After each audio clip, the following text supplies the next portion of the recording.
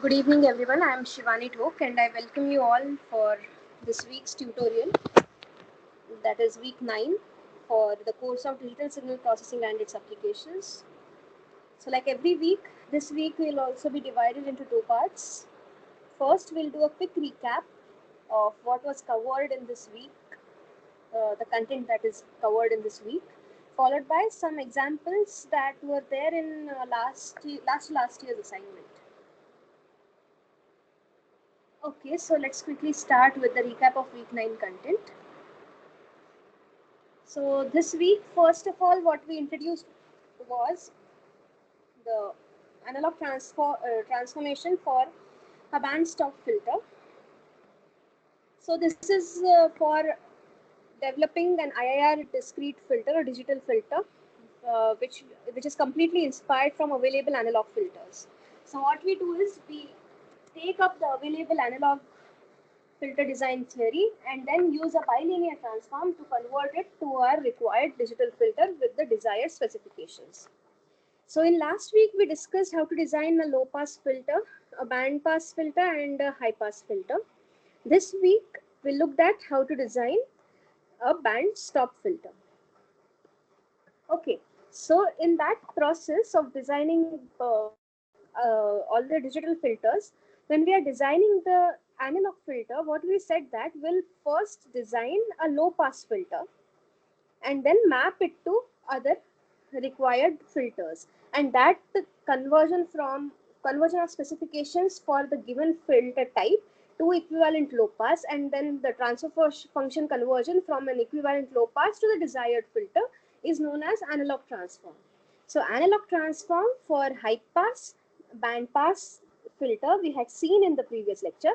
This week initially we looked at band stop filter analog transform. So for a band stop filter, this analog transform is, so suppose we have H analog of low pass of SL. So this is basically transfer function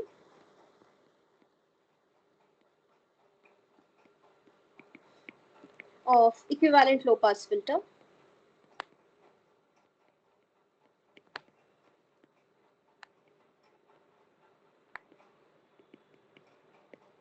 And we get H analog of band stop filter as H analog of low pass of SL with SL set to be equal to Bs upon omega naught square plus S square.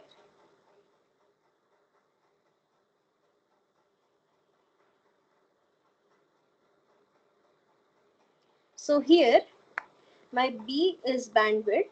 So that this is basically omega P2 minus omega P1, which is the difference between our pass band edge and stop, a higher pass band edge and lower stop pass band edge. And this omega naught square is basically omega P1 into omega P2. And for angular frequencies, this omega L can be obtained by this transform.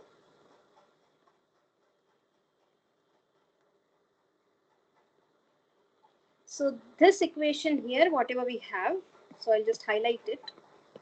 This equation here and this equation here, these correspond to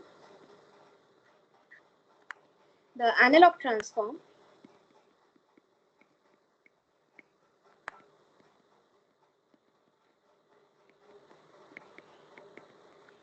for a band stop filter.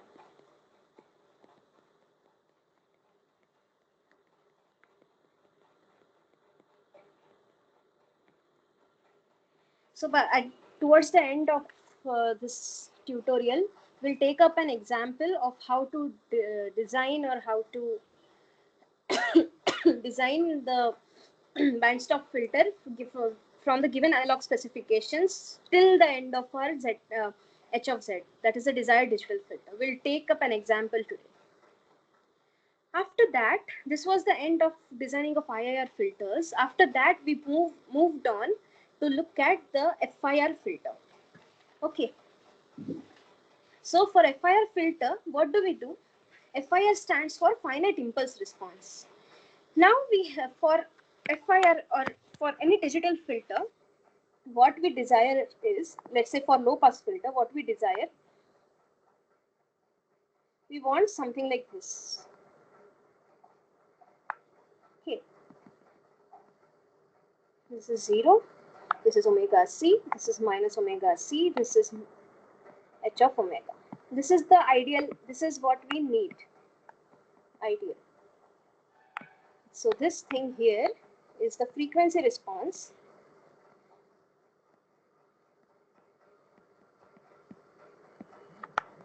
of an ideal filter,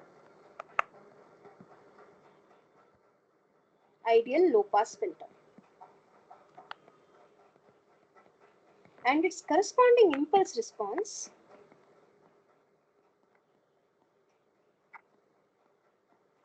is given by a sinc function, which is sine of omega c n upon pi n for n not equal to 0, and it is omega c by pi when n equal to 0. Now if you observe this H ideal filter, let me add a page. This H ideal of n is again an infinite impulse response filter. So this is an infinite impulse response filter. Okay, so now what's the problem? This is an infinite impulse response filter, but we want a finite impulse response filter. So what we will do is we'll truncate this ideal filter. So what we will do, this sinc function in time domain, it looks something like this.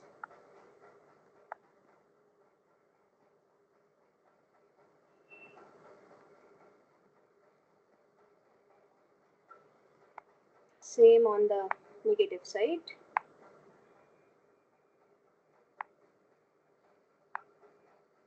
So and so on, it goes on. So what we will do, we'll truncate it like this. Do it this way. We'll truncate it like this. And this truncation, so let's say this is minus n, this is plus nth instant. So truncation of H ideal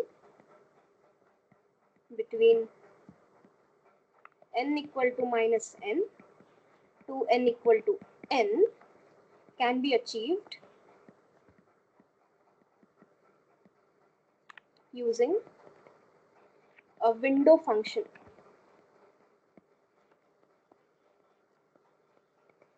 And the simplest example of a window function is rectangular window.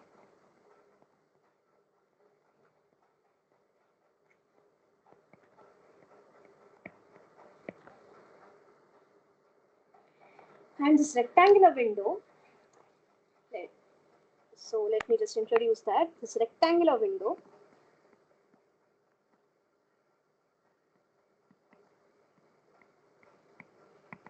this is given by V of n, and this V of n is equal to 1 for minus n less than or equal to n less than or equal to capital N, and this is 0 otherwise. And the FIR filter,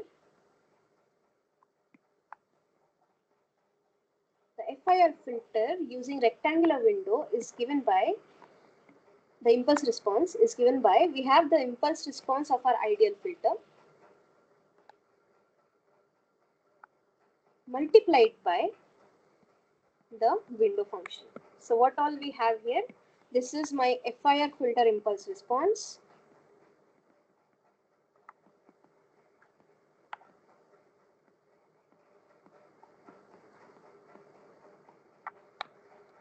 Then this term here is ideal filters impulse response,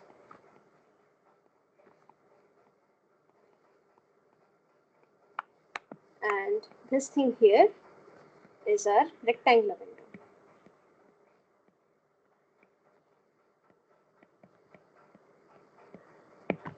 So when I multiply this ideal impulse response, which was this sine function, sine by pi n function, so what will happen?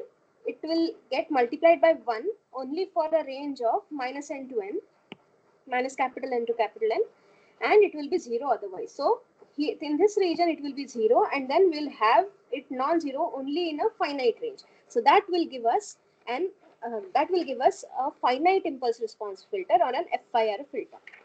So this was what was introduced, and then we said that we need a linear phase in FIR filter, and this is because if we add a delay, it shouldn't change the frequency of our phase of us. Sorry, yeah, it shouldn't change the frequency non-linearly, phase non-linearly.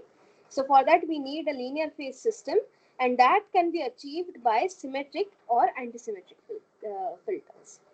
We'll look at more of this in the coming week. Any questions till this point?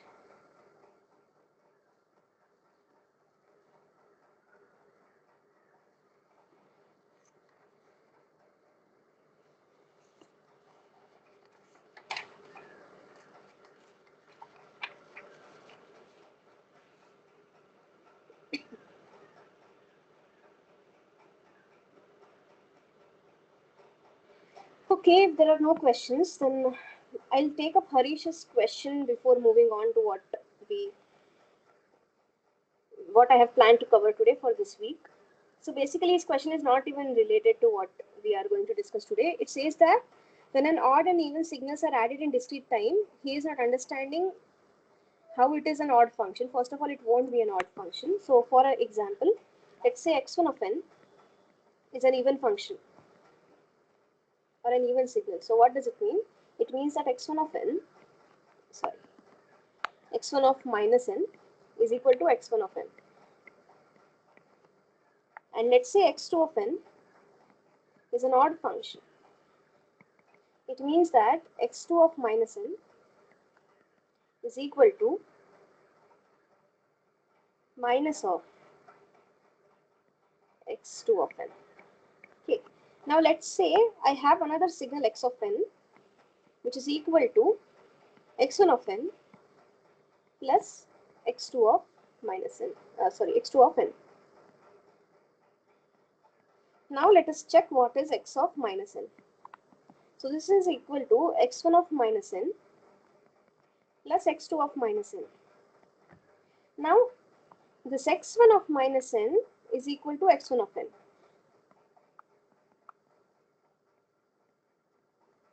And this x2 of minus n is minus x2 of n.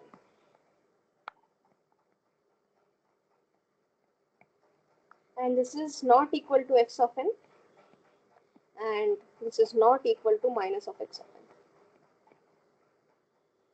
So you can't say anything right now. In fact, you can represent any signal. You can represent any signal as a sum of an even component and an odd component. I hope that this answers your question. If you have any other questions, then let me know.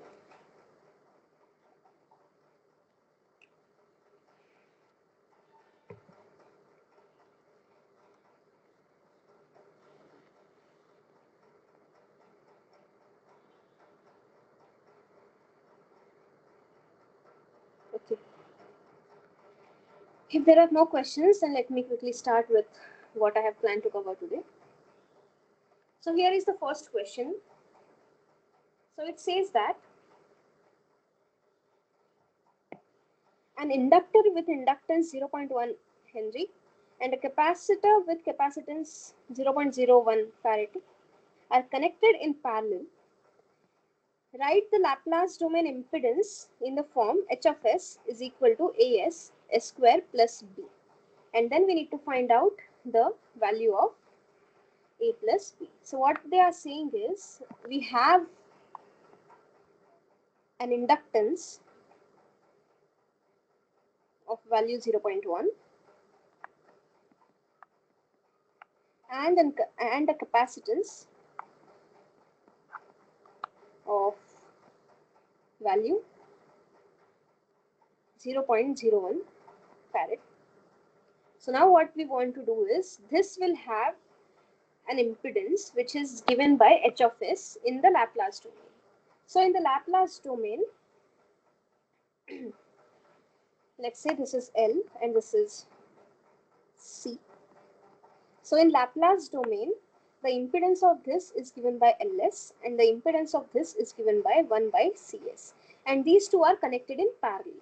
So this 1 over h of s will be given by 1 over Ls plus 1 over 1 by Cs. So therefore, when we take the reciprocal, so therefore h of s is equal to 1 over Cs plus 1 by Ls. Okay. So now we have h of s is equal to 1 over Cs plus 1 by Ls. This I can write as Ls upon Lc into s square plus 1.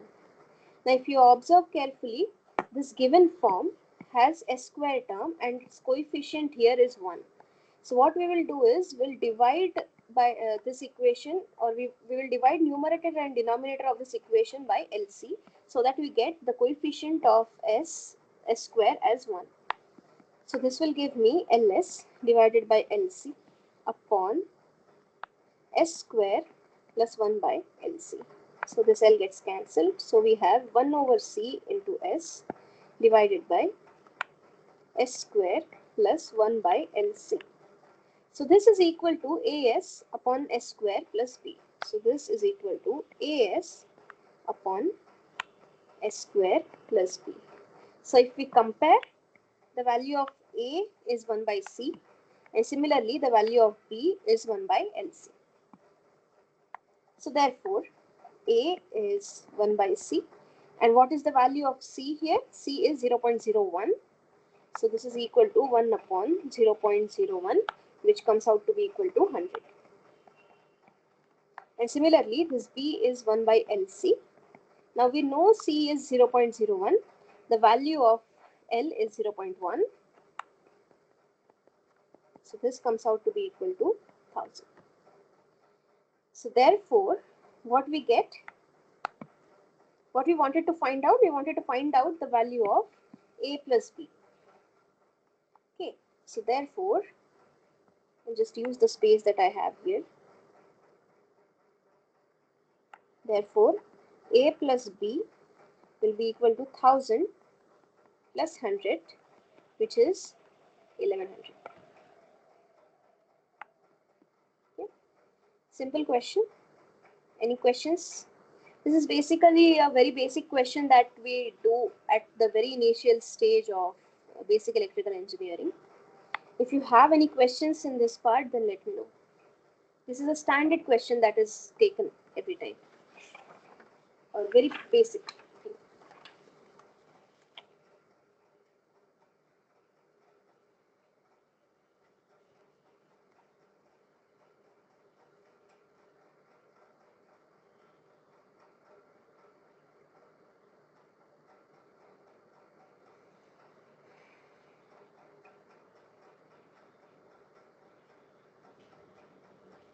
Okay. If there are no questions, then let me move on to the next question. A quick thing before I start, if you have any queries at any point of time, just unmute yourself and ask me. Don't wait till the end of the question, because it will help you to understand in a better fashion. Another thing is, if at any point of time my screen freezes or anything happens, then please let me know, because I may not be able to see the chat box every time. So if you unmute yourself and let me know, or something, or somehow you let me, or let's say put in chat box also, it will be helpful for me. Okay, so let's start. So it says that for a rectangular window function v of n of length 2n plus 1 and centered at n equal to 0, what is the value of v of omega for omega not equal to 0? So what's the question here? We have a rectangular window v of n, which is of length 2n plus 1, and it is centered at n equal to 0. So this will be 1 for n equal to,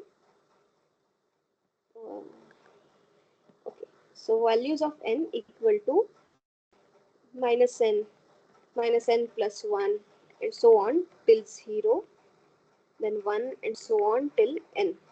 Okay, so this set here is of length 2n plus 1.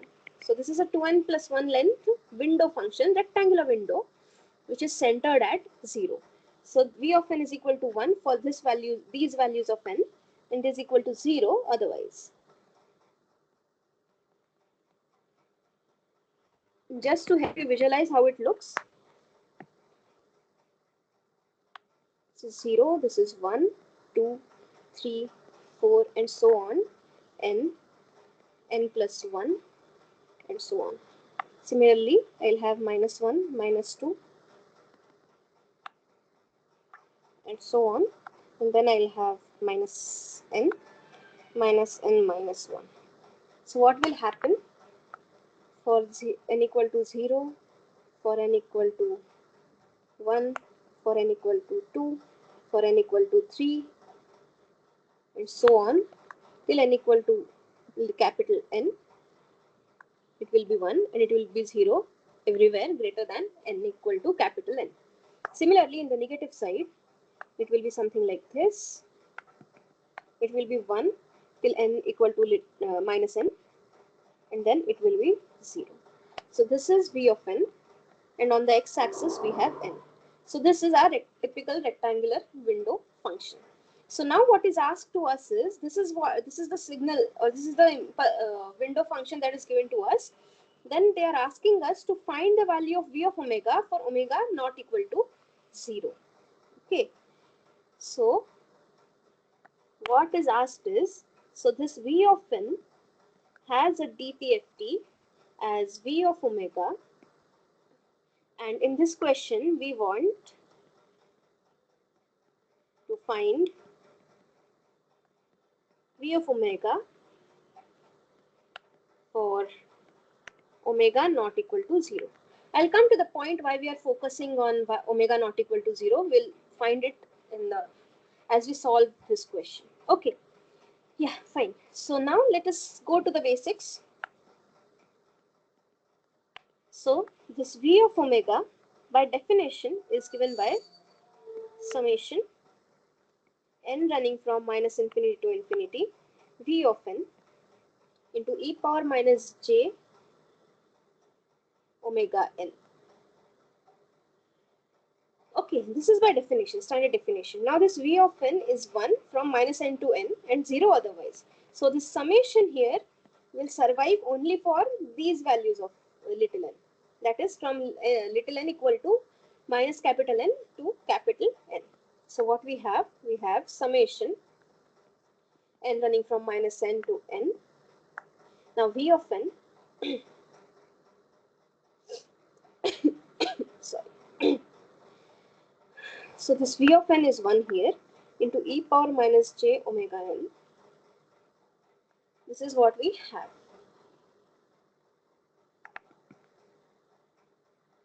Okay, so now I can write this as summation n running from minus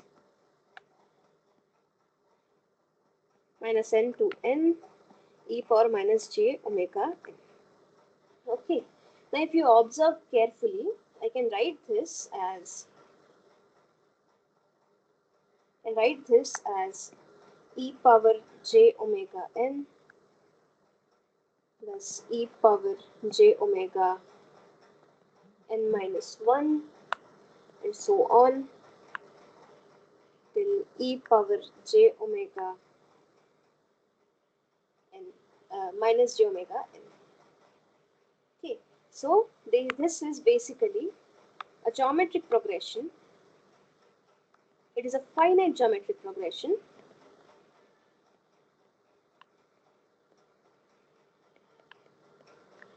with first term as e power j omega n, capital N, and common ratio as e power minus j omega, and number of terms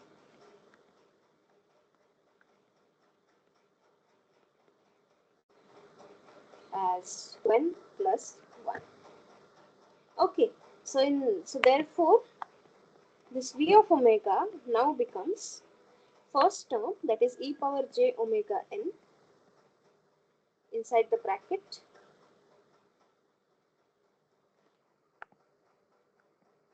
I have 1 minus e power minus j omega to the power number of terms, that is 2n plus 1, upon 1 minus e power minus j omega, that is the common ratio. Now this thing is valid, this summation here, whatever we just wrote, this is valid only when e power minus j omega is not equal to 1. And in the range of minus pi to pi, this is true when omega equal to 0. Otherwise, it is not true. So therefore, this formula, whatever we wrote here, okay, this formula, whatever we wrote here, is valid only when this denominator is not equal to 0, and that happens when my omega is equal to 0. So this is for omega not equal to 0. Okay, so now let us try to simplify this. We'll simplify this a little bit. So what we got v of omega as e power j omega capital N inside the bracket 1 minus e power minus j omega 2n plus 1 divided by 1 minus e power minus j omega. So now what I'll do, I'll take out common e power minus j omega into 2n minus 1 divided by 2 outside. So what I'll do, I take out this thing common, e power minus j omega 2n plus 1 by 2. So what I'll get inside? Inside I will get e power j omega 2n plus 1 by 2 minus e power minus j omega into 2n plus 1 by 2. Okay, and similarly from the denominator, we will take out common e power minus j omega by 2. So what we will be left with? We will be left with e power minus j omega by 2 minus e power j omega, e power j omega by 2 minus e power minus j omega by 2. Okay, so now let us first focus on these things that we have here, which I have highlighted in green. Okay, so these things, so this we can write as e power j omega. So everywhere we have j omega common. So I'll just take it outside. Then from the first term here, only n is being contributed. Then from the second term here, what we have minus of 2n plus 1 by 2. So this is minus of 2n plus 1 by 2. And from the denominator, we get a plus 1 by 2.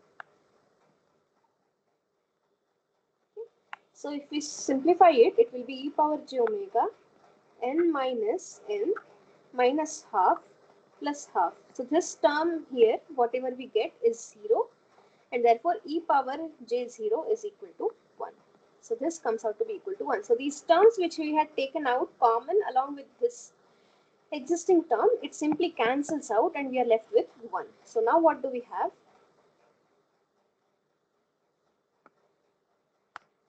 So therefore we have v of omega as e power j omega 2n plus 1 by 2 minus e power minus j omega 2n plus 1 by 2 divided by e power j omega by 2 minus e power minus j omega by 2. So this is what we are having now. Now in order to simplify it further, what we will do is we'll divide numerator and divide denominator by 2j. Divide by 2j. Same thing here. We'll divide by 2j. And now what we will do is we will use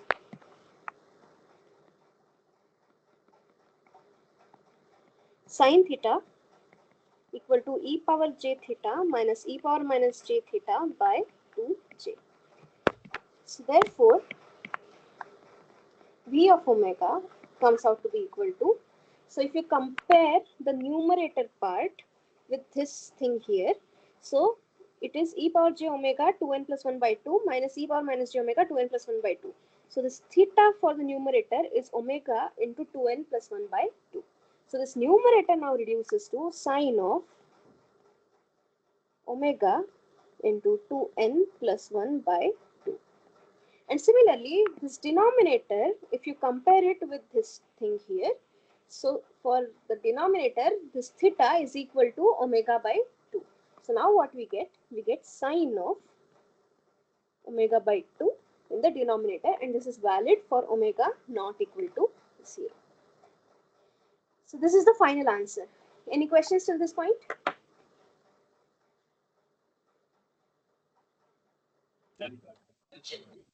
Sorry? No, it's fine. I'm not able to understand what you're saying. I'm not able to understand what you're saying. No, it's fine. Everything. Yeah, okay. Okay, yeah. Thank you. Thank you. Okay, so if there are no questions, let's move on to the next question. Okay, we found out the Fourier transform. We found out the DTFT for all the frequency from minus pi to pi for omega not equal to 0. What happens if my omega equal to 0? Definitely this equation breaks down. Sorry. Definitely this equation breaks down and this approach breaks down.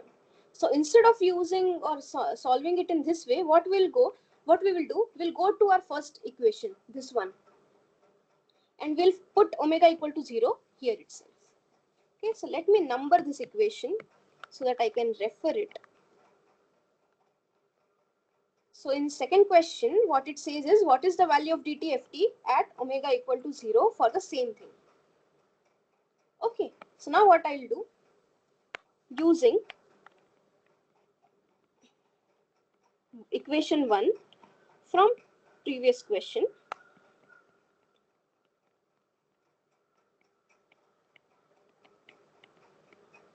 we know that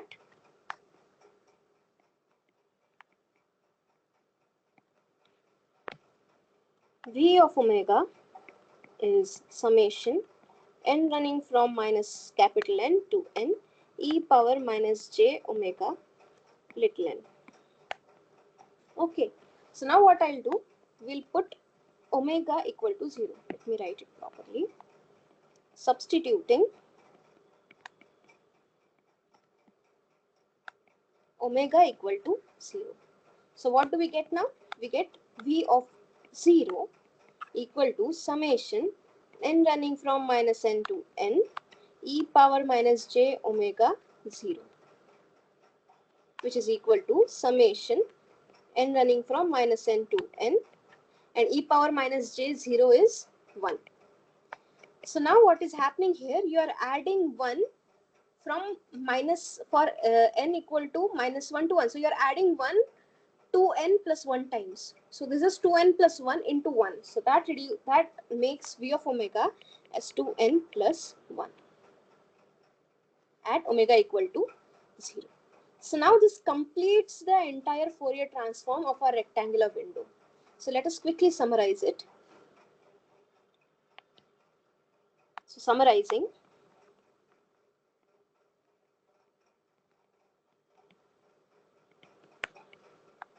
V of n is, let me write it in this way, rectangular window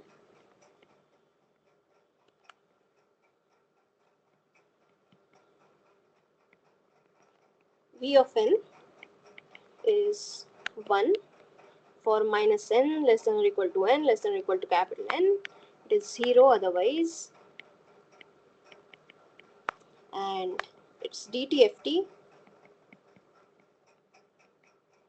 is V of omega, where this V of omega is equal to 2n plus 1 for omega equal to 0. We found it out here.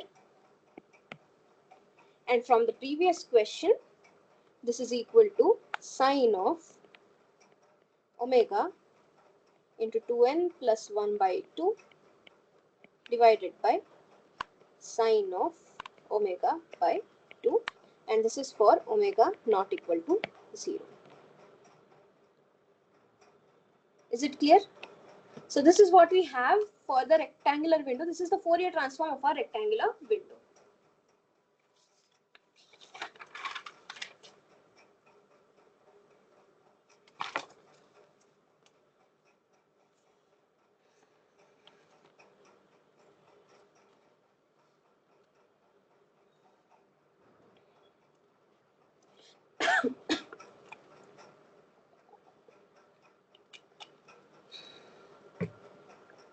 Okay, so let's go on with the next question. So today we'll be playing a little bit with this rectangular window, and after that we will move on to designing of a bandstop filter. That will consume almost half of our class today. It's a long thing. Okay, so let's move on to the fourth question. So the fourth question here says that how many zeros does V of omega, the windowing function in the frequency domain as determined in the previous question, have when the ideal response of the LPF in its time dependent form is truncated between minus n to n. So it's simple. What it is saying is we have a rectangular window and we are truncating our ideal filter using this rectangular window with whose Fourier transform is given by this V of omega, and this V of omega is basically as obtained in this question. So what it says is how many zeros does this particular thing have? Okay, so this is simple to find. What do we mean by zeros? It means that zeros of V of omega, it means that for what values of omega in the range of minus pi to pi, this is a DTFT, so its unique range is from minus pi to pi. So what we need to find is to find for what values of omega in minus pi to pi does V of omega equal to 0, and those values of omega will be referred to as our zeros of this V of omega. So for that we'll again look at this V of omega what we had here. So this V of omega is equal to sine of omega into 2n plus 1 by 2 upon omega, sine of omega by 2 for omega not equal to 0 and omega belonging to minus pi to pi, and this is equal to 2n plus 1 for omega equal to 0. Okay, so now let us do it slowly. So what we wanted to check was, we wanted to check for what values of this denominator, the numerator is equal to 0. That is, this V of omega will be equal to 0 whenever the numerator is equal to 0. But while doing that, we need to take care that when my numerator and denominator both are simultaneously 0, then in that situation we will land up in some issue, and that will happen only when my omega is equal to 0. So what is happening here is we have, so what we need to do is we need to check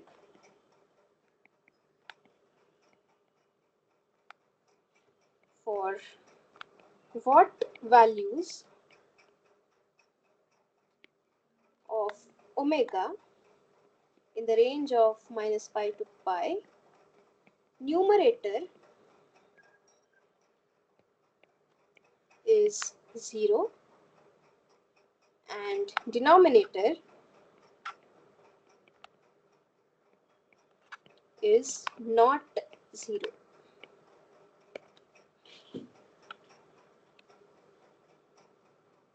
Okay, so let us first check. We'll first find values of omega for which numerator is equal to 0. Okay, so what is our numerator? Our numerator is sine of omega by 2 into 2n plus 1, and if this is equal to 0, then omega by 2 into 2n plus 1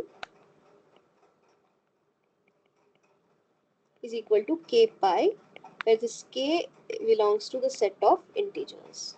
Okay, so therefore this omega is equal to 2k pi by 2n plus 1.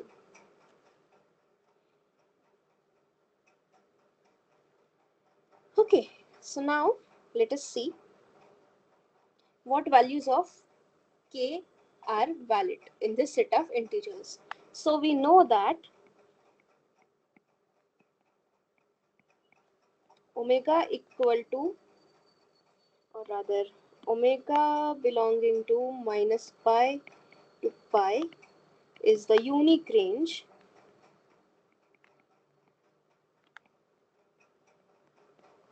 of p of omega. So it means that my omega should lie between pi and minus pi. So what is our omega? So our omega is 2k pi by 2n plus 1 less than or equal to pi. So now if I do this, this will be pi into 2n plus 1 less than or equal to 2k pi less than or equal to, less than, minus pi and pi are same thing, so 2n plus 1 into pi. So this pi gets cancelled. So what we are left with, we have minus 2n plus 1 by 2 less than or equal to k less than or equal to 2n plus 1 by 2. Okay, so let us simplify it further. So this is minus of n plus 1 by 2 less than or equal to k times less than n plus half. Now this k is an integer. Okay, so if we observe this upper limit, then this k should be less than this quantity, right? So now what we need to do is we need to check the smallest integer, sorry, not smallest, the largest integer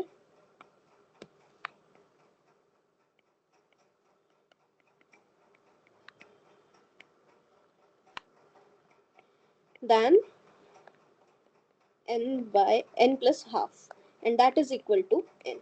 So therefore this k can take the value as n. So this k can be less than or equal to this capital N.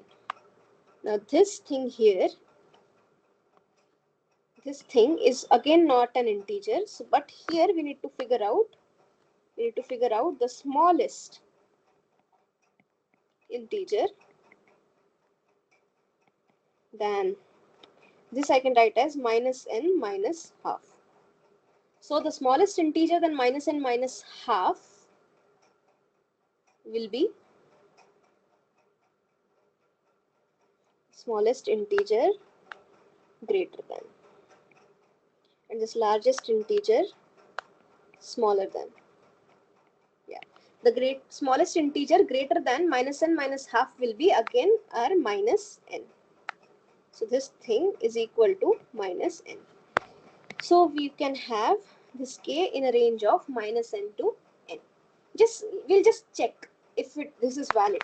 So what is our omega? Our omega is 2k pi by 2n plus 1. So this omega is 2k pi upon 2n plus 1. So now if omega is equal, sorry, now if k is equal to n, what will happen? Omega will be equal to 2n pi by 2n plus 1, and this thing is less than pi, so this is valid. Now if I put k equal to n plus 1, what will happen? My omega will be equal to 2 into n plus 1 by 2n plus 1 pi, which is equal to 2n plus 2 by 2n plus 1 pi, but this is now greater than pi. So this is not in our unique range. So now if I have k less than n, it is less than or equal to n, it is valid. Now let us verify the lower range also. If k is equal to minus n, then my omega will be equal to 2 minus of 2n pi by 2n plus 1, which is greater than pi, greater than minus pi. Now if I take k as minus n minus 1, that is smaller, more smaller value, so that will give omega equal to, the second right is minus of n plus 1. So this is minus 2 times n plus 1 pi upon 2n plus 1.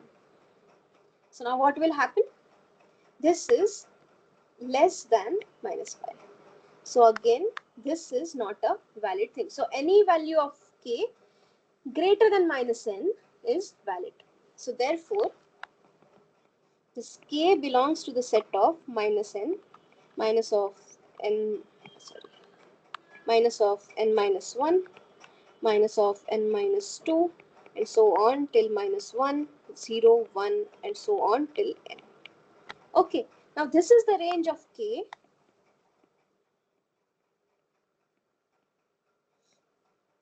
for which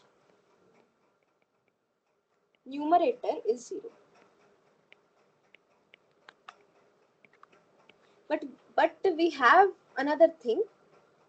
We have this as a sign by sign function. So whenever we will have numerator and denominator both equal to 0, we will have a limiting case, and in that situation, we will get a non-zero value.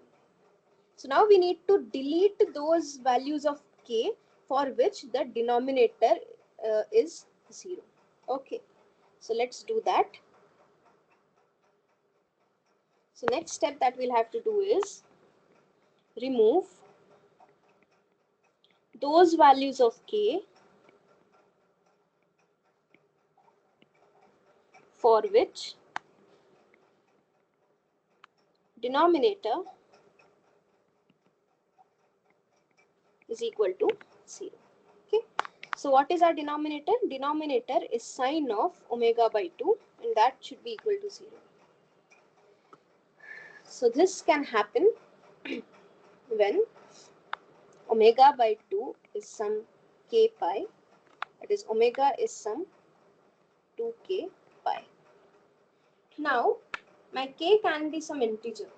Okay, my k is some integer. So for the given set of integers here,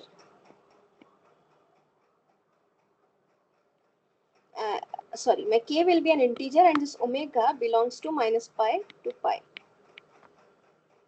Okay, so same thing we can do. Minus pi less than or equal to omega, that is 2 pi k less than pi. So this pi gets cancelled. So this k lies between minus half to half. Okay, and the only integer in this region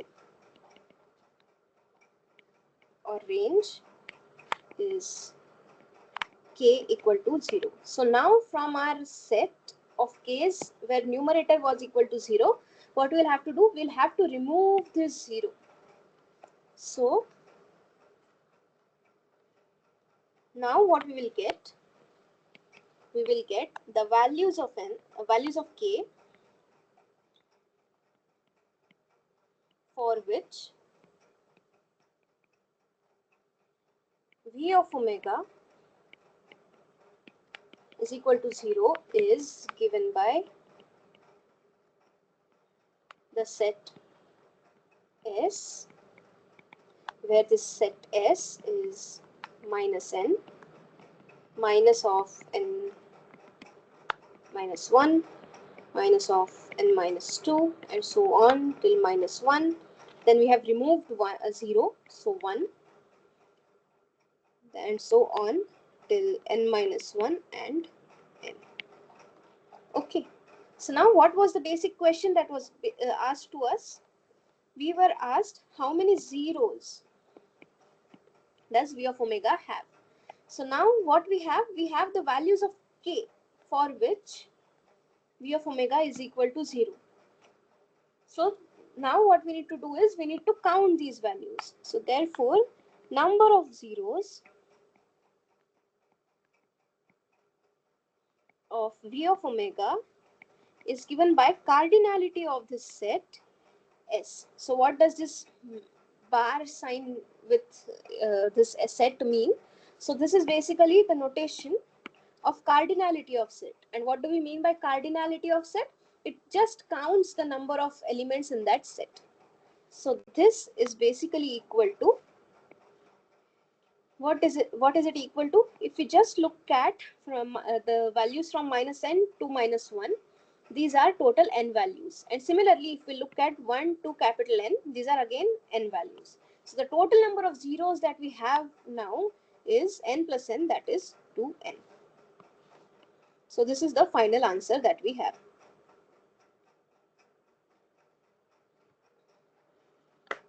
So this v of omega has 2n zeros.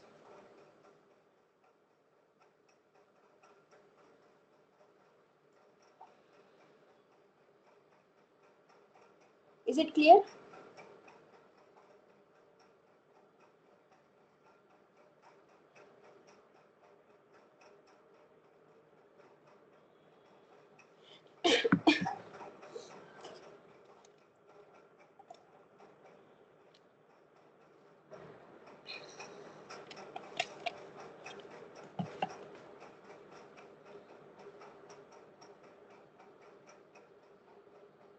Okay.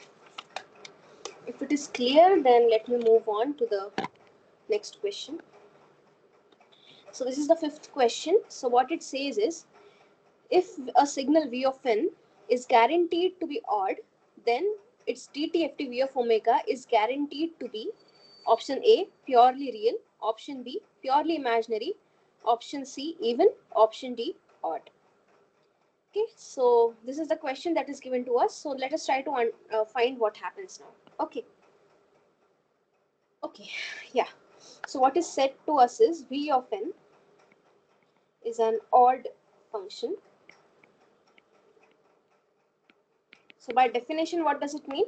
It means that v of minus n is equal to minus of v of n. Okay, so now we'll first look at an interesting case of this v of n. So now if n equal to 0, then we have v of minus 0, that is 0, equal to minus of v of 0. So what we'll do is we'll take this v of minus of v of 0 on the other side. So what we will get? We'll get 2 times v of 0 equal to 0, which means that v of 0 is equal to 0. So this is the first thing that we have, and this is the second important thing that we'll be using in this derivation, what we will be doing now in order to understand how this v of omega behaves. So now, if we want to understand how this v of omega behaves, let us go back to the basic definition. This v of omega is the DTFT of this window function v of n. So what we have this v of omega as summation n running from minus infinity to infinity, v of n into e power minus j omega n. So this is by definition.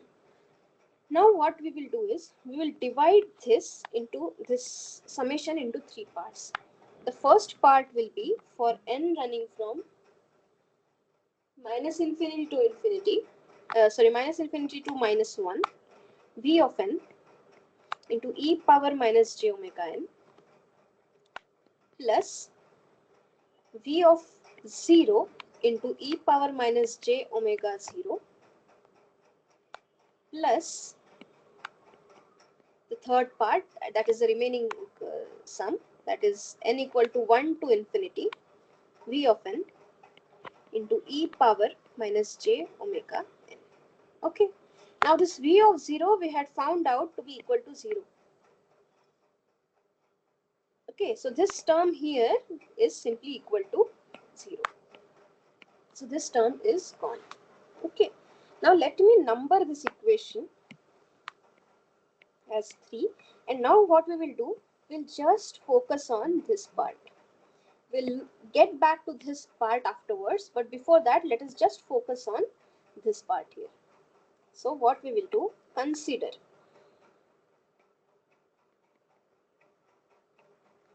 only the first summation.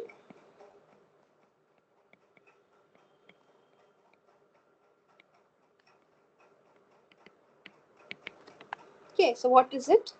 It is summation n running from minus infinity to minus 1 v of n e power minus j omega. Okay. Now what we will do, we will substitute m as minus n, which implies that my n will be equal to minus m, which implies my m will vary from, since m is minus n, it will vary from 1 to infinity. So now what we get,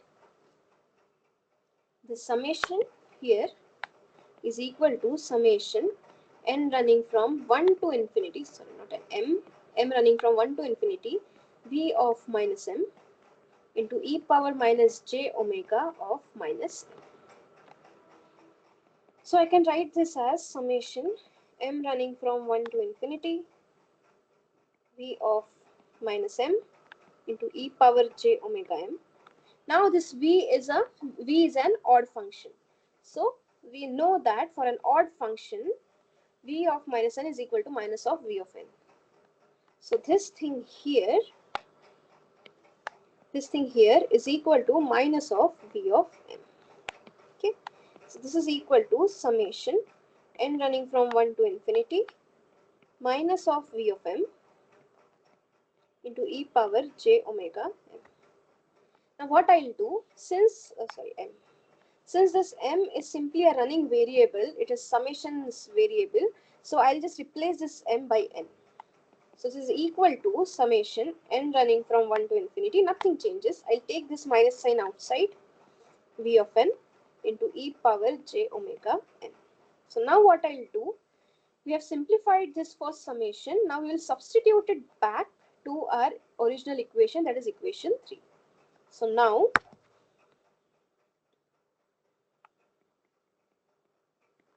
let me number this as 4. Now substituting equation 4 in 3, we get v of omega as minus, so this is the first summation that we have, minus of summation n running from 1 to infinity v of n into e power j omega n. Then this second part, we know that this is equal to 0, and this third part remains as it is. So plus summation n running from 1 to infinity v of n into e power minus j omega n. Now let us combine stuff. So we can write them as summation n running from 1 to infinity. Both of them have this v of n common, so that we can take out common. Inside the bracket, we will have v of n, minus of e power j omega n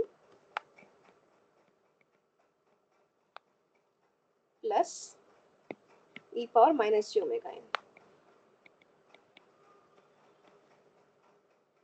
Okay, so now what we will do, we will multiply and divide by minus 2j. So we will multiply this by minus 2j. We will also divide this by minus 2j. So what we get? We get minus 2j summation n running from 1 to infinity v of n into e power j omega n minus e power minus j omega n divided by j. Now note here we had divided by minus 2j, and that minus sign I have compensated in the numerator. Here we had minus e power j omega n plus e power minus j omega n. Now we have e power j omega n minus e power minus j omega n. Now this thing here we have seen in the earlier question also. This thing here is basically sine of omega n. Okay, so now what we get? We get minus 2j summation n running from 1 to infinity v of n into sine of omega n. Now key thing to note here is this is an odd function and this is a real function. So what we have this v of n as a real function, and this sine is also a real function, and then we are getting multiplied by minus 2j. So this makes this entire thing as purely imaginary.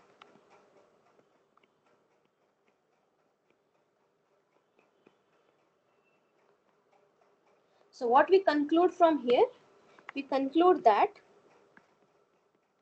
this v of omega is purely imaginary.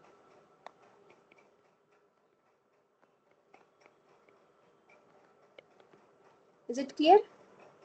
So let me go back. So the options that we have was purely real, that we have are purely real, purely imaginary, even, and odd. So what we get? We get that it is purely imaginary. Is it okay? Is it clear now? Any questions till this part?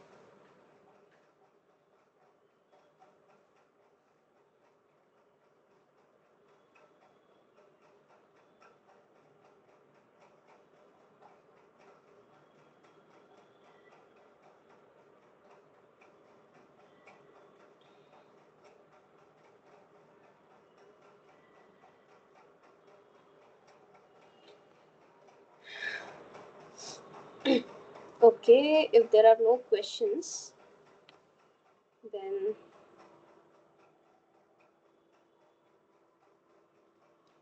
we will move on to the next few questions now. So now here what we have, so basically now we will have common data for coming questions.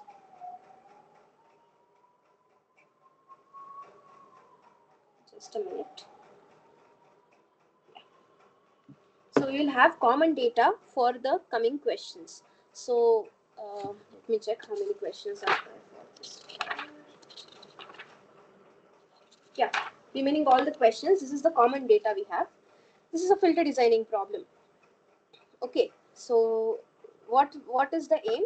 The aim is we want to construct a Butterworth filter, a digital Butterworth filter, and the type of filter is band stop filter.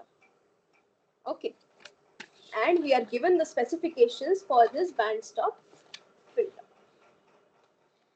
Fine. So just to remind you, in the last lecture we have done a similar example for a band pass filter. In last class we didn't do it in a greater detail because the order of the filter was very high, we can't calculate it. But in this particular question the order is somewhat handleable, so we'll try to simplify the filters transfer function as much as possible. Okay, so generally, so this is a filter design question, and we are given the specifications in the analog domain. Okay, so first thing that is given to us are the passband frequencies.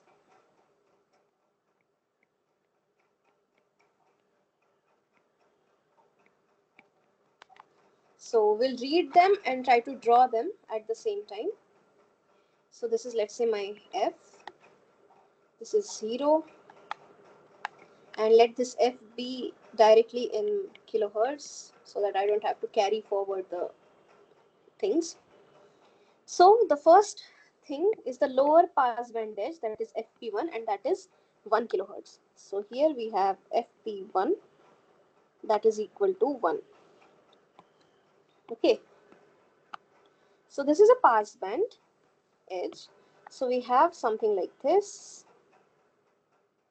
in the passband, and we have some tolerance in this passband that we'll see afterwards.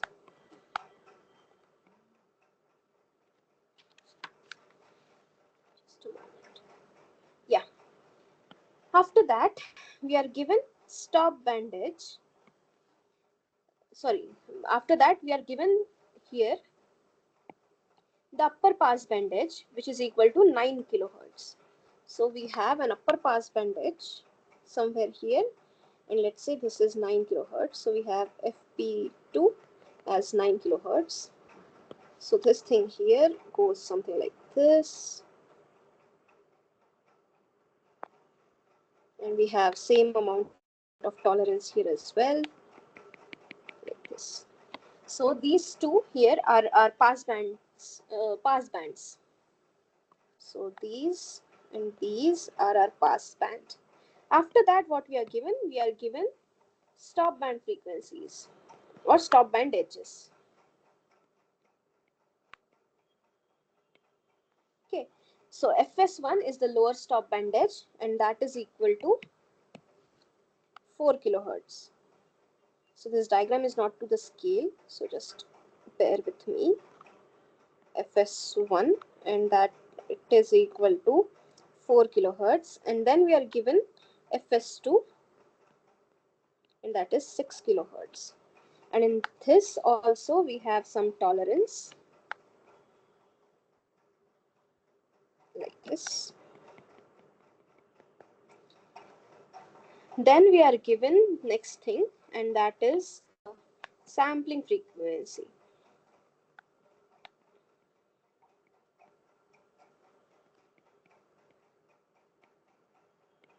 And sampling frequency is 20 kilohertz. And after that, we are given the pass band and stop band tolerances. So both are given as 0.15. So here we have 0.15. Here we have again 0.15, and similarly in this side also it is 0.15. Okay, so these are the specifications that are given to us. And using these specifications, now we want to design a digital Butterworth band stop filter. So this is a band stop filter. This is a band that it is stopping. This is the transition width that we have, and these are the frequencies that it is passing.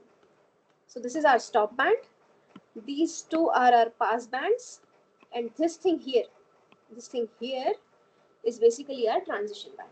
Okay, so now we'll make use of these specifications to design our filter, and all the subsequent questions are basically small steps to design that filter. Okay, so let's start with the first question. So the first question is, find the normalized frequency and the frequencies of the equivalent band stop filter and low pass filter. Okay, so this basically has three parts that correspond to three steps of the filter design. First three steps. So the first step is finding the normalized frequency. This is the step 1. Then the second step is finding the frequencies of the equivalent band stop filter. This is analog. Okay, these are digital frequencies. And next we need to find the frequencies corresponding to the low pass filter. Yeah, this is step 3. Okay, so let's start quickly. So let's start with the step 1.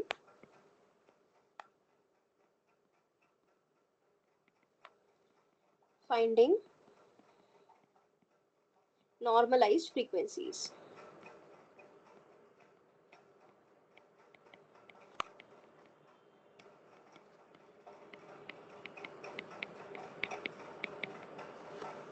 Okay, so first thing we'll do, first we'll do it for pass band edges.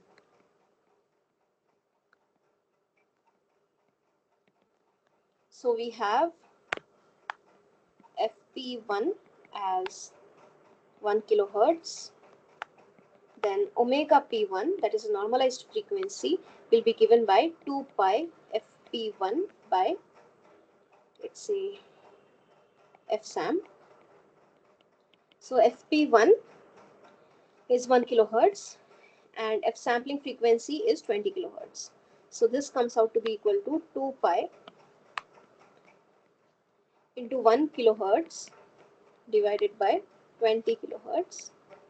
So this comes out to be equal to 0.1 pi. This kilohertz simply gets cancelled. So we have 2 by 20, that is 1 by 10, that is 0.1 pi. Next we have FP2 as 9 kilohertz, that is the upper pass band edge. So we have omega P2 as 2 pi FP2 by F sampling frequency. So this is equal to 2 pi into 9 kilohertz divided by 20 kilohertz. So this comes out to be equal to 0.9 pi.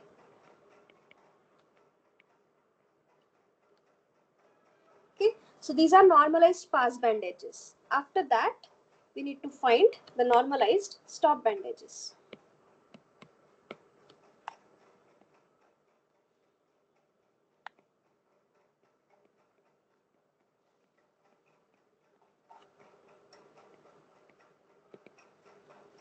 So the lower stop band edge is given to us as 4 kilohertz, which means that omega S1 is 2 pi Fs1 by Fsam, which is equal to 2 pi 4 kilohertz divided by 20 kilohertz. So this comes out to be equal to 0.4 pi. And similarly, Fs2 is given to us as 6 kilohertz, which implies that omega S2 is 2 pi Fs2 upon F sampling frequency. So this comes out to be equal to 2 pi into 6 kilohertz divided by 20 kilohertz, which comes out to be equal to 0.6 pi. Okay, so what all things we have now? We have in digital domain, so we have now the normalized frequency.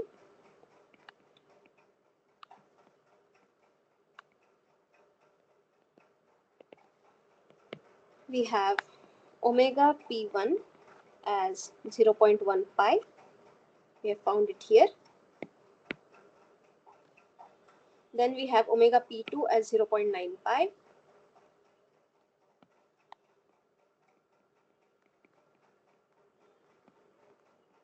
Then we have omega S1 as 0.4 pi. It's derived here. 0.4 pi, and omega S2 as 0.6 pi.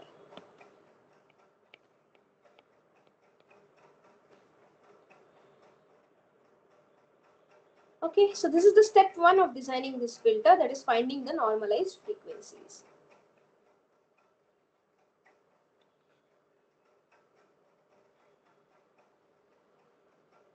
Now before going to next step, we can do a quick sanity check. So if you observe here, this is a band stop filter, and when we do this normalizing of frequencies, we are not changing the nature of the filter. So now a quick sanity check, how can we do? We need to see that the lower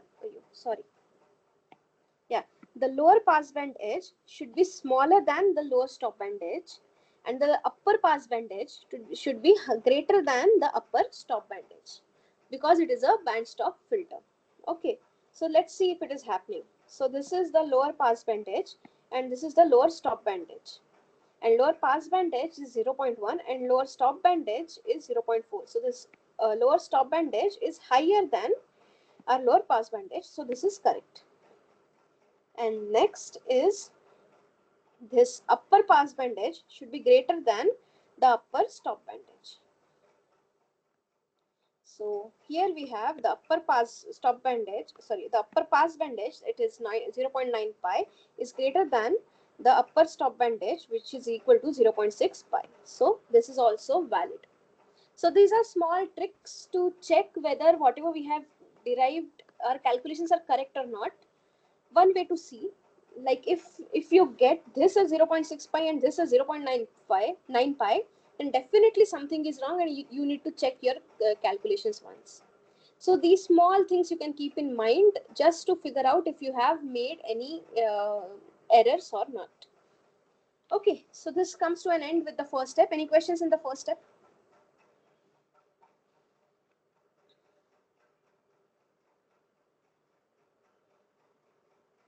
Okay. Now this was the first step. Now we'll move on to the second step. What was the second step? Second step is finding the frequencies of the equivalent bandstop filter in the analog domain. So step 2,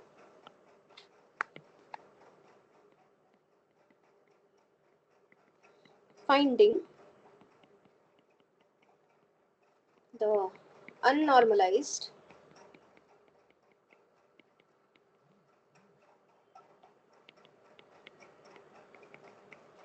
frequencies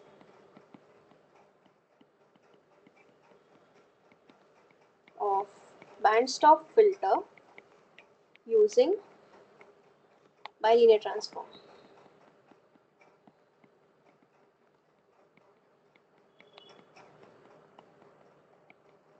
So what we'll be using here? We'll be using omega equal to tan of little omega by 2. So again, we'll first do this for pass band edges.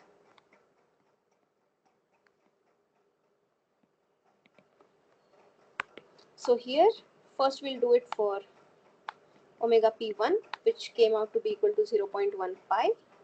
Then this will get converted to omega p1, capital omega p1, which is equal to tan of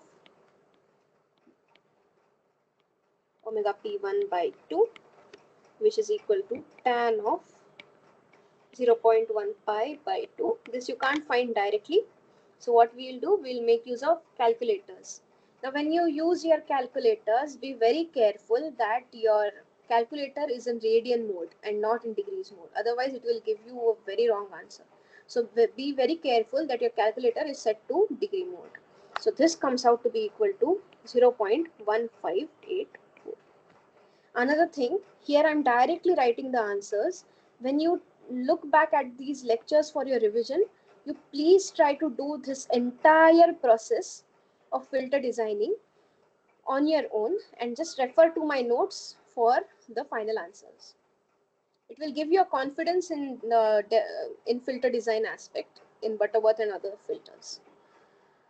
Okay, so this is for the unnormalized frequency for lower pass band edge. Similarly, we have omega p2, which is equal to 0.9 pi.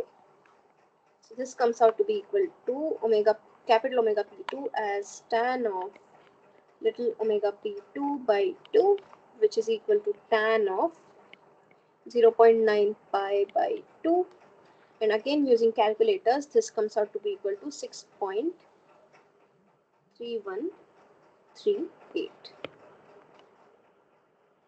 Okay. We have these things for pass band edges. Next, we'll do it for stop band edges.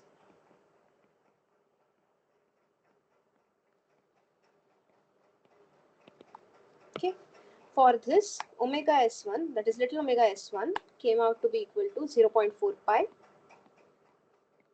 So this will give us omega s1, capital omega s1 as tan of small omega s1 by 2, which is equal to tan of 0.4 pi by 2. And if we simplify this, this comes out to be equal to 0.7265. And similarly, my upper stop band edge, omega s2, came out to be equal to 0.6 pi. So if we apply bilinear transform to this, this comes out to be equal to omega s2 as tan of small omega s2 by 2.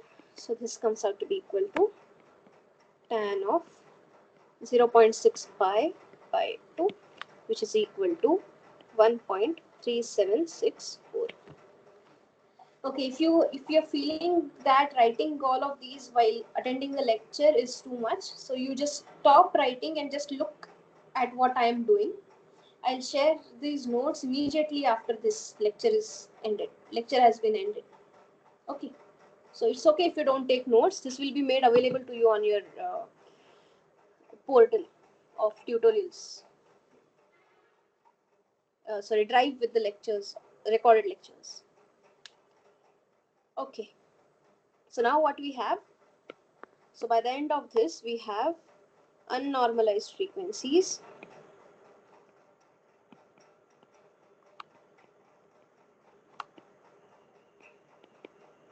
for band stop filter, and we have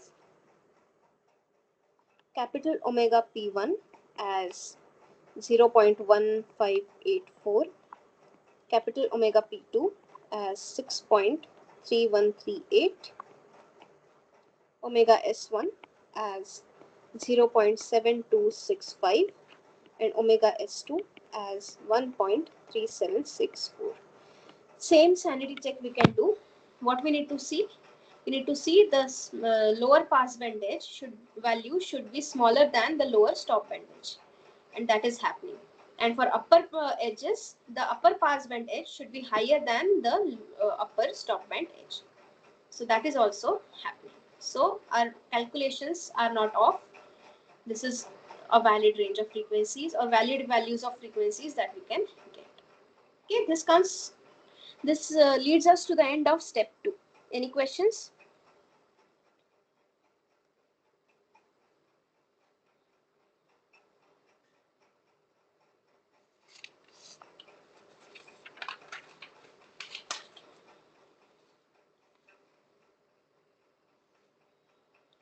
Okay, if there are no questions, then now if we look at the question number 6 here, we have completed the step 1, that is finding the normalized frequencies, and we have completed the step 2, that is finding the equivalent analog frequencies or unnormalized frequencies for the band stop filter. And next thing that we need to do is we need to find the frequencies or the pass band edge and stop band edge for the equivalent low pass filter. That is, now we need to do the analog transformation. So now let us move on to the step 3.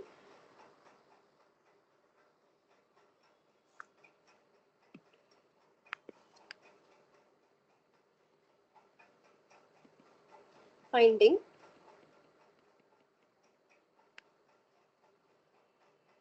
pass band and stop band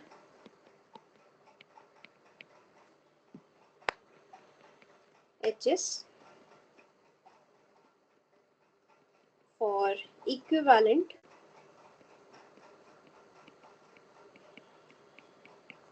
low pass filter.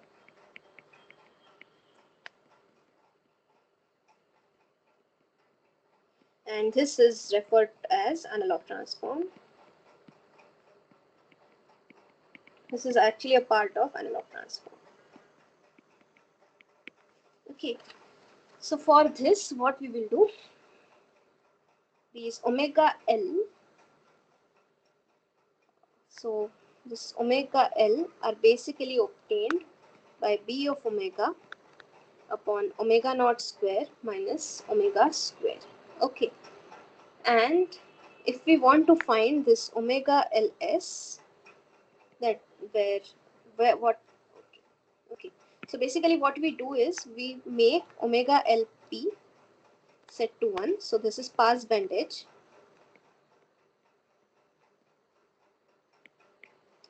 and then we set omega ls as minimum of magnitude of omega ls1, magnitude of omega ls2, and this is basically our stop band edge.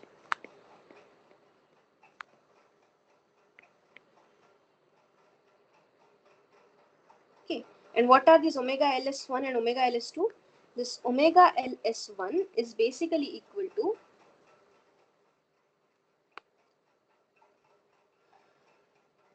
B omega S1 upon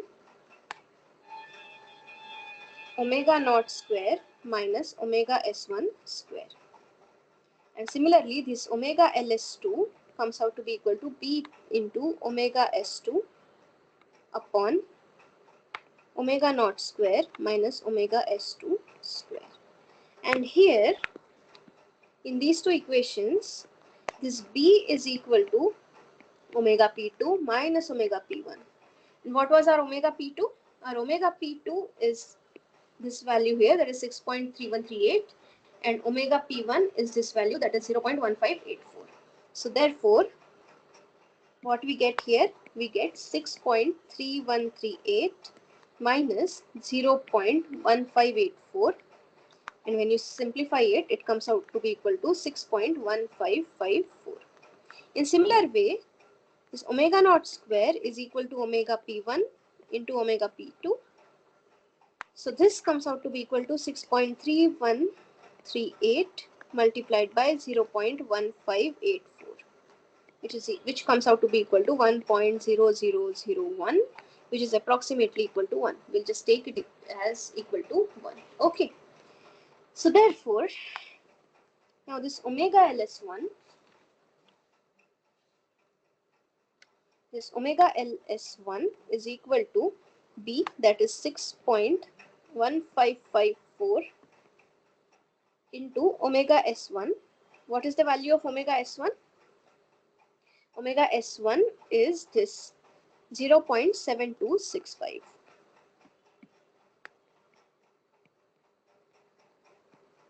Divided by omega naught square.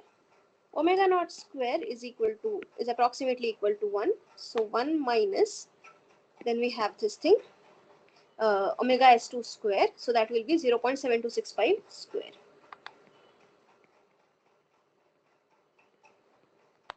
And this comes out to be equal to 9.4661. Similarly, omega LS2 is equal to B, that is again 6.1554 multiplied by omega S2 square. What is omega S multiplied by omega S2? What is omega S2? Omega S2 is 1.3764. So multiplied by 1.3764 divided by 1 minus omega S2 square, that is 1.3764 square.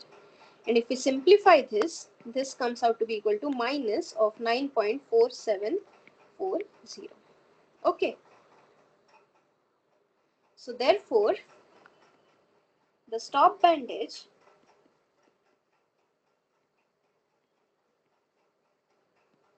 of equivalent low pass filter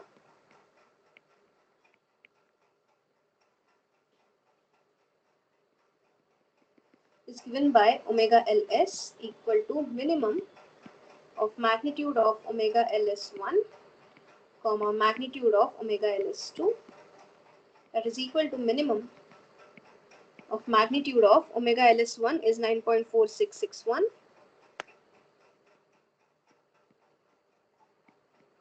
comma magnitude of minus of 9.4740.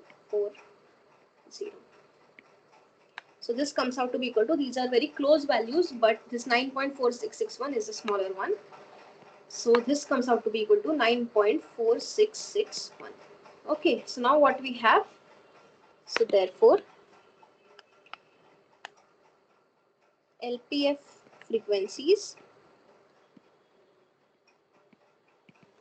are omega LP equal to 1 and omega LS equal to 9.4661.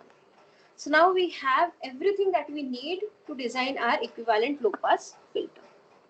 Any questions till this point?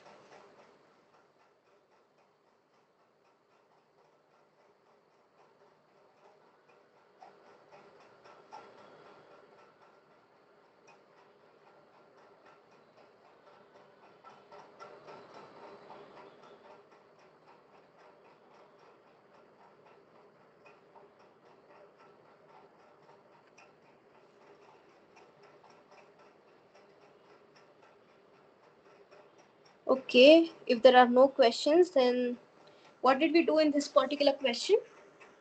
So we were given analog frequency specifications and we wanted to design a digital filter based on these specifications. So the first step that we had to do was to find the normalized frequency that we first found out.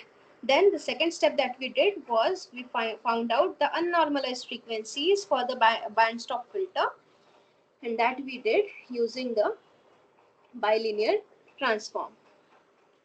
After that, we moved on to finding the band pass band and stop band edges for the equivalent low pass filter. Okay, so we have the pass band and stop band edge of the equivalent low pass filter through analog transformation. So that's the end of this particular question. After that, if there are no questions, then I'll move on to the next step of filter design, which is finding the order of the filter. This is basically step 4. And then finding the range of the cutoff frequency, that is step 5. Order and range of the cutoff frequency of what? Of equivalent low pass filter.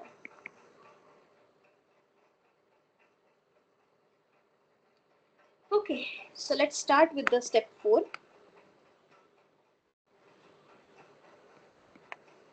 Finding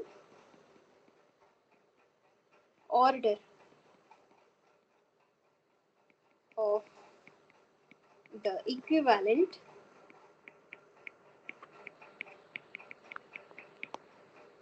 low pass filter. Okay, and the formula for that is, we'll take up the smallest value. So the formula is n equal to C log of d2 by d1 upon 2 times log of omega ls by omega lp.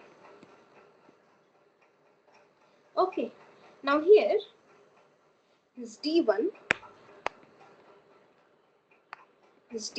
is basically equal to 1 upon 1 minus delta 1, that is passband tolerance square minus 1. So this comes out to be equal to 1 upon this passband tolerance is given to us as 0.15. So 1 minus 0.15 square minus 1, and this, if we simplify it, this comes out to be equal to 0.3841. And similarly, this d2 depends on the stop band tolerance. So d2 is 1 over delta 2 square minus 1, which comes out to be equal to 1 upon 0.15 square minus 1, and this simplifies to 43.4444. Okay, so now in this equation of our or this expression for the order of our filter, we wanted d2, which we found out. Then we needed d1, which we found out just now. Then we needed omega ls, which we found in the previous question, and we needed omega lp, which we found again in the previous question. Okay, so now let us use this equation to find the order of our filter. So let me rewrite that equation. So this n is equal to C log log of d2 by d1 divided by 2 times log of omega ls by omega lp. So this is equal to C log of d2 is 43.4444 divided by d1, which is 0.3841,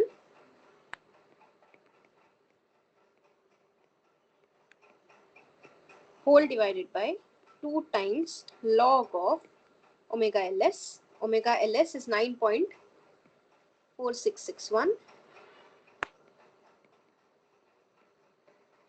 divided by omega lp, which is equal to 1. So we'll just write it like this.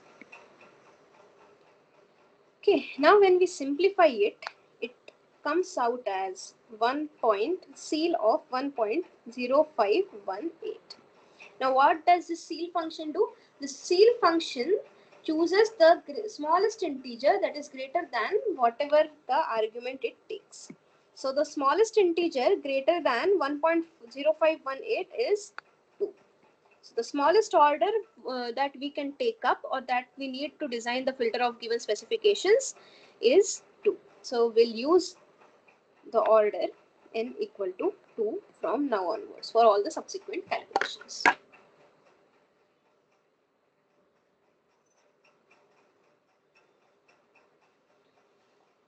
Is it clear?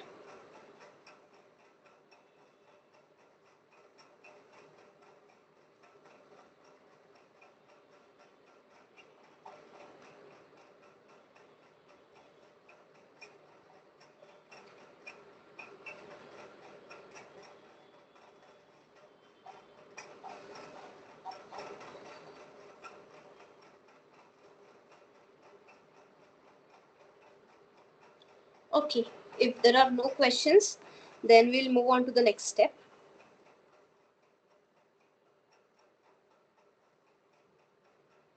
So what is the next step? So the next step is we need to figure out the range of our cutoff frequencies.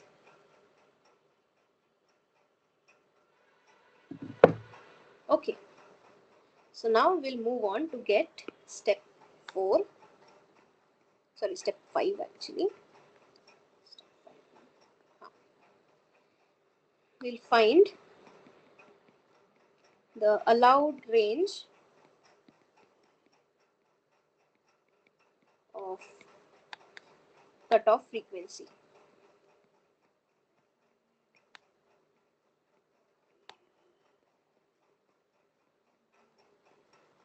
of equivalent low pass filter, and this thing is given by this thing here. It is given by omega c less than or equal to omega ls upon d2 to the power 1 by 2n, and it is greater than or equal to omega lp divided by d1 to the power 1 by 2n. Okay, let me add a page. So this omega c is less than or equal to omega ls. Omega ls is 9.4661 divided by d2. d2 is 43.4444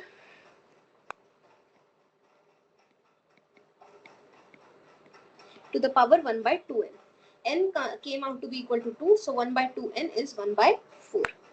So this is 1 by 4. And this omega c is greater than or equal to omega lp we had set as equal to 1. And this d1 is equal to 0.3841. So 0.3841 to the power 1 by 2n, that is 1 by 4. And if we simplify this, this comes out to be equal to 1.2702 less than or equal to omega c less than or equal to 3.6871.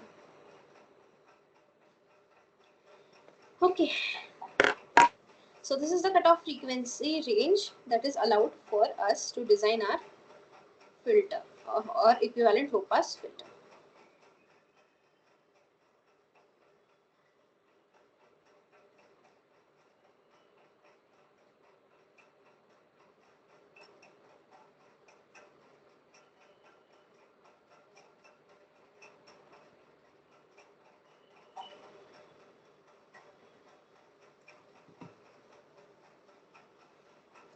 Okay,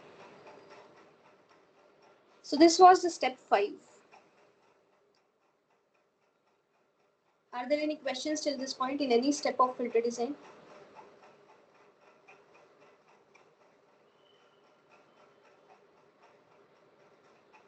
Okay, if there are no questions, then let me move on to the next. So the question here says that construct the analog low pass filter by considering omega c as the midpoint of the allowable range of the cutoff frequency. Okay.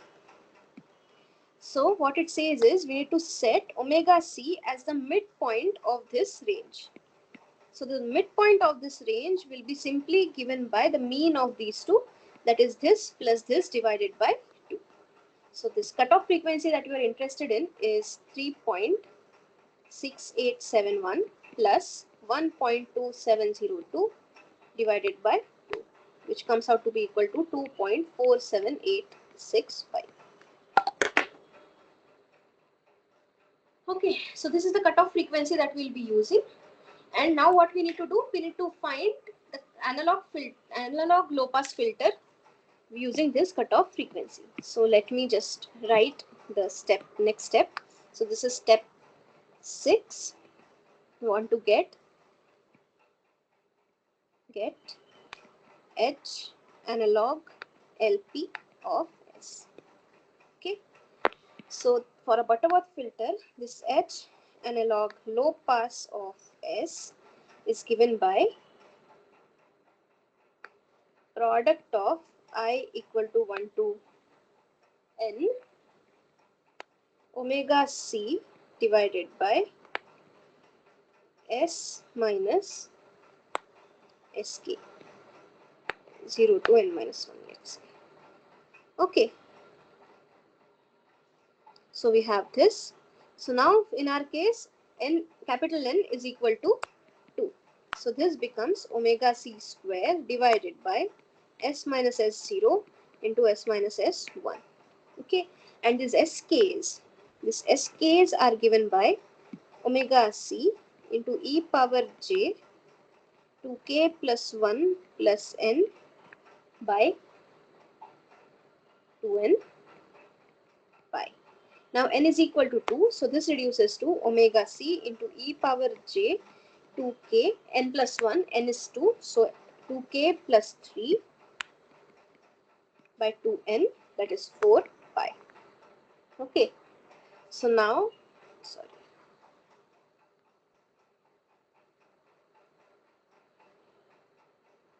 Let me add a page. Yeah. Now this S0 is equal to omega c into e power j, k is equal to 0, so e power j 3 pi by 4, and S1 is equal to omega c into e power j, 2k is 2, so 2 plus 3 is 5, j 5 pi by 4. Okay, so now we have this. Now what we will do is, we'll substitute it in the equation that we have here, or let us just first focus on this omega c. So what we get, denominator is equal to S minus S0 into S minus S1. So this is equal to S minus omega c into e power j 3 pi by 4.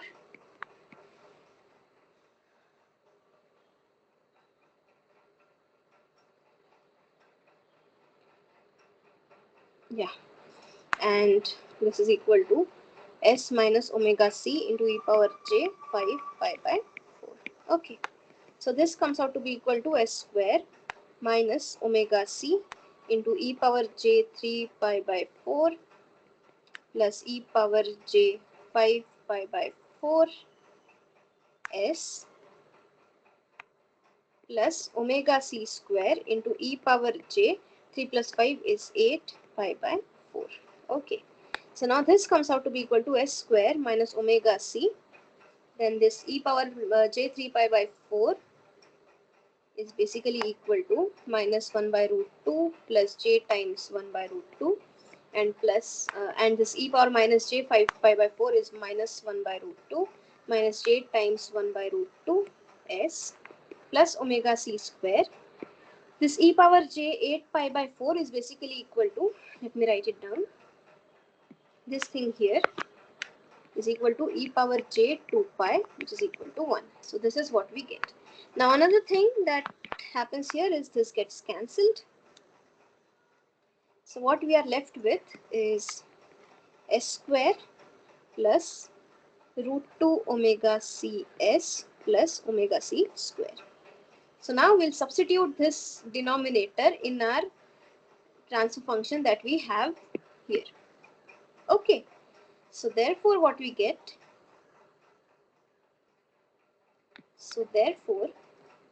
h analog low pass of s is equal to omega c square divided by s square plus root 2 omega cs, this denominator, root 2 omega cs plus omega c square. Now let us substitute the value of omega c. So omega c here is 2.47865. So what we get, 2.47865 square divided by s square plus root 2 into 2.47865 s plus omega c square. Again, same thing, 2.47865 square. Okay.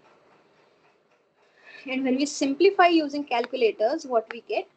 We get h analog of low pass of s as 6.1437 divided by s square plus 3.5053 s plus 6.1437.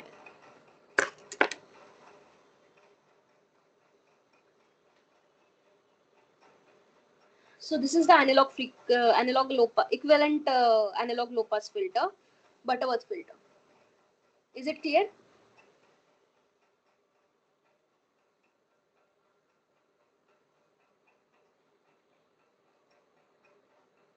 I understand these are tedious calculations, so it takes time to do them. It's okay.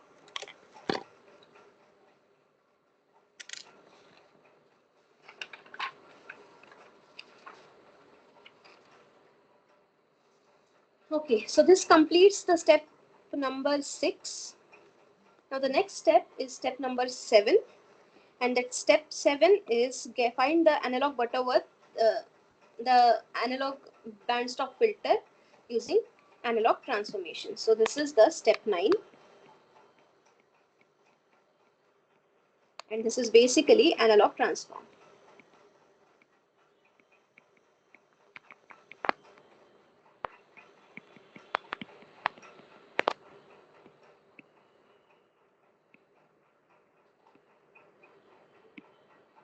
So what we want to do here,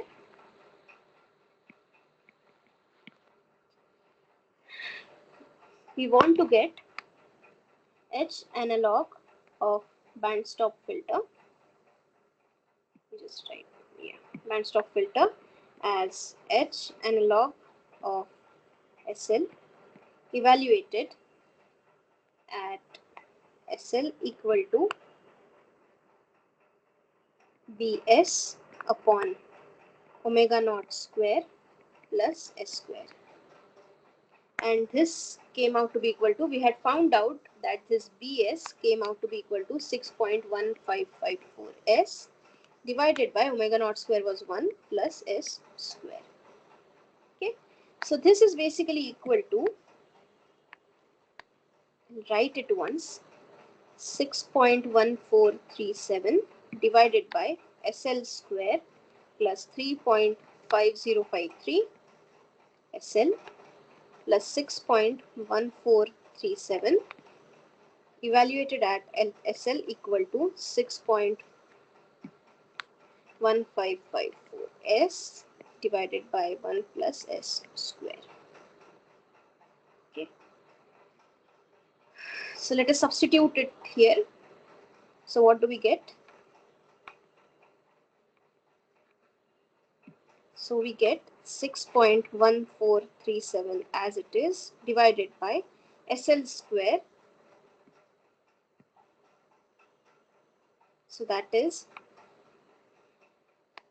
6.1554 S divided by S square plus 1 whole square plus 3.5053 S So that is 6.1554 s by s square plus 1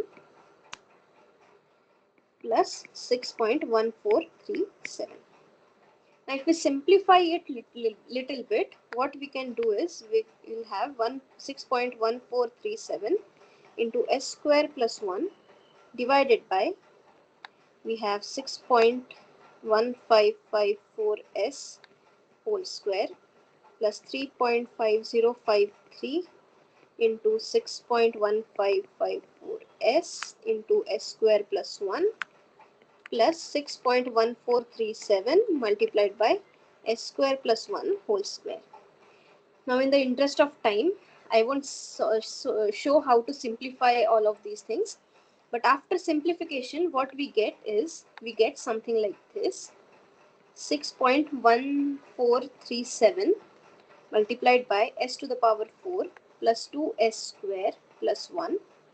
And then we'll club the terms corresponding to same things, like we'll club the terms corresponding to s to the power 4, s to the power 3, s square, s and constants. So that will give us 6.1437 s to the power 4 plus 21.5765 s cube plus 50.1763 s square plus 21.5765 s plus 6.1437. And generally what we do is, in the numerator, since this is a common term, we'll just divide by this term in the numerator and denominator. That what it will do, it will make the s to the power 4 coefficient in the numerator and denominator as 1. So we'll simply divide it by 6.1437.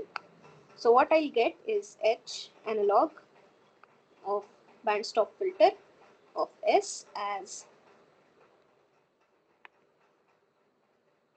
s to the power 4 plus 2s square plus 1 divided by s to the power 4 plus 21.5765 divided by this term. This comes out to be equal to 3.512 s cube plus 50 point this term divided by this term. So this comes out to be equal to 8.1671 s square plus same thing 21.5765 divided by this term, that comes out to be equal to 3.512 s plus the constant this divided by this, which is again equal to 1. So yeah, so this expression whatever we have here is the transfer function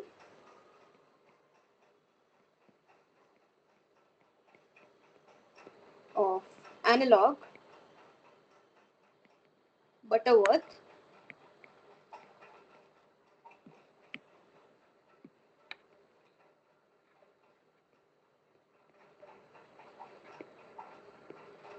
low pass band stop filter. Okay, this is tedious and too much calculations. I understand it is difficult. It's actually not difficult, it is tedious. Now, is this clear? Is it clear till this point? Because now we are left with only the last step of this filter design.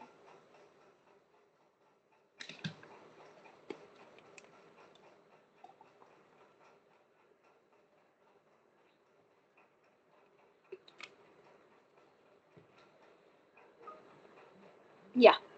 So let's move on to the last step. And the last step is step 8.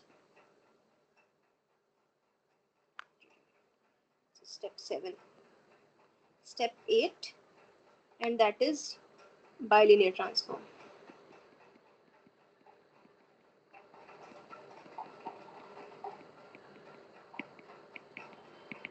So now what we will do, we want H bandstop filter of Z.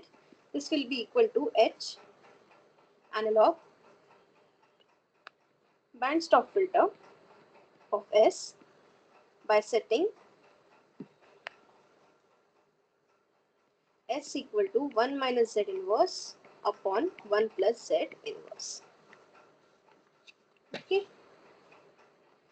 So in interest of time, I'll copy paste this.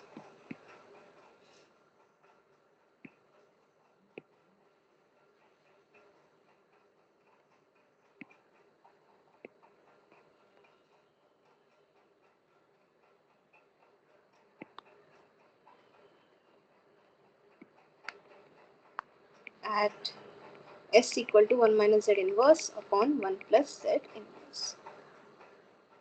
So when we do that, what we get?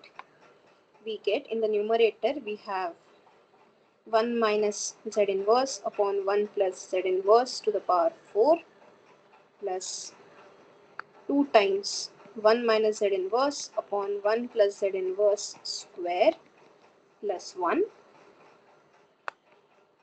divided by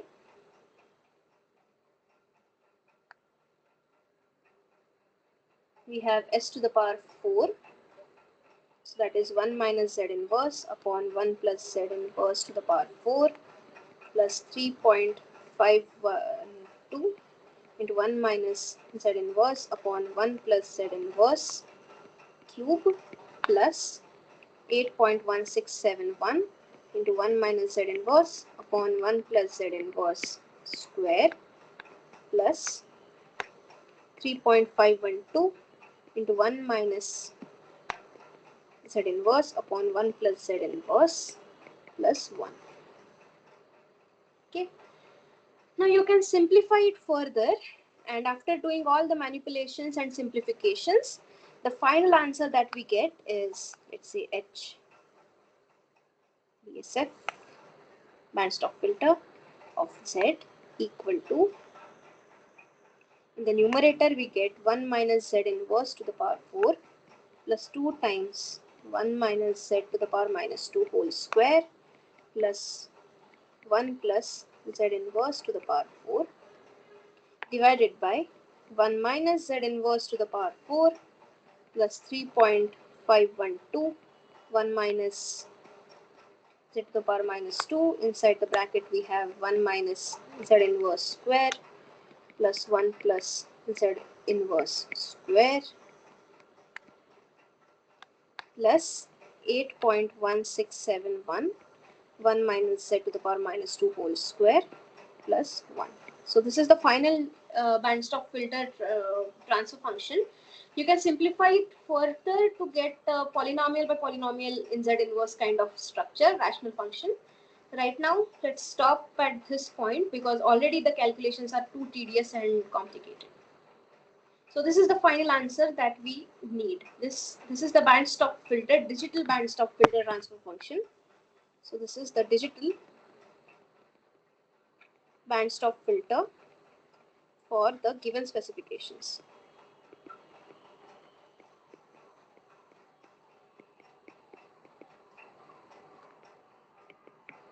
Is it clear?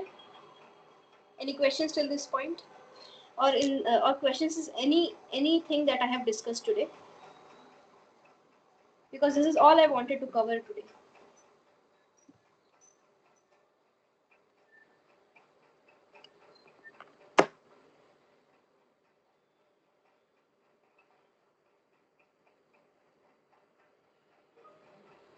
Okay. If there are no questions, then you're free to leave the meeting. Thank you for attending today's session. Hope to see you on next Friday as well. Thank you.